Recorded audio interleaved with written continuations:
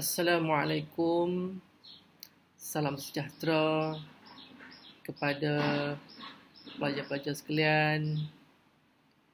Apa khabar? Cikgu doakan semuanya sihat walafiat. Bertemu lagi kita pada hari ini. Pada hari ini cikgu nak kongsikan satu topik yang cikgu rasa amat penting amat penting kepada pelajar-pelajar sekalian. Topik yang cikgu nak kongsikan pada hari ini ialah berkaitan dengan SMART target.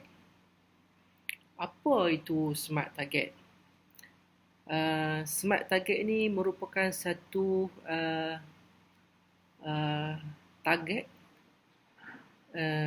berdasarkan kemampuan seseorang pelajar. Okey, cikgu tunjukkan. Untuk lebih memahami, cikgu tunjuk. Okey, SMART target ni. Okey, SMART ni. Cuba lihat di sini. SMART. S stand for specific. Kalau nak buat target, perlu ada target yang spesifik, yang jelas. Contohnya, nak dapat SPM 5A. Itu adalah matlamat yang jelas. Okey, measurable. Measurable ni maksudnya target tu boleh diukur lah. Okey, measurable okey, yang boleh diukur. Yang ketiga ialah achievable. Maksudnya target yang nak dibuat tu boleh kita capai. Rasa boleh ke tak? Boleh ke tak? Jadi rasa yang boleh tu barulah kita buat target. Yang keempat ialah realistic. Realistic. Nampak tak? Okey, realistic maksudnya yang sebenar. Kita tak mau yang baru nak cita-cita. Tak. Target tu mesti yang sebenar-benar yang kita boleh capai. Yang keempat ialah time base. Perlu ada masa lah. Masa. Contohnya lagi 3 tahun. Kepada pelajar tingkat 1, contohnya lagi 3 tahun aku nak pergi sekolah teknik. Macam tu. Time base. Contohnya untuk tingkatan 4, lagi 2 tahun aku nak pergi politeknik. Dia macam tu. Okey, ini SMART target. Okey, cikgu nak bagi contoh lain. Contohnya pelajar tingkatan 3 nak buat satu matlamat. Target tu ialah matlamat lah.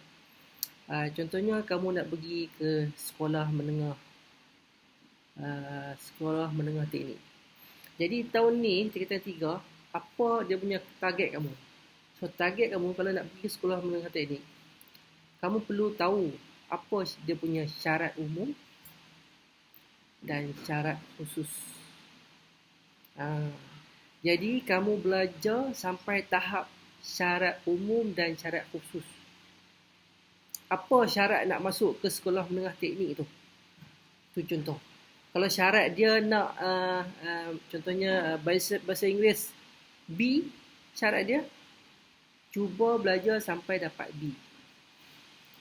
Macam itulah.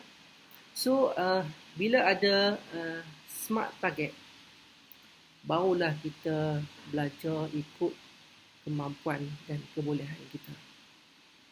Contohnya macam tingkatan 5. Katakan nak pergi ke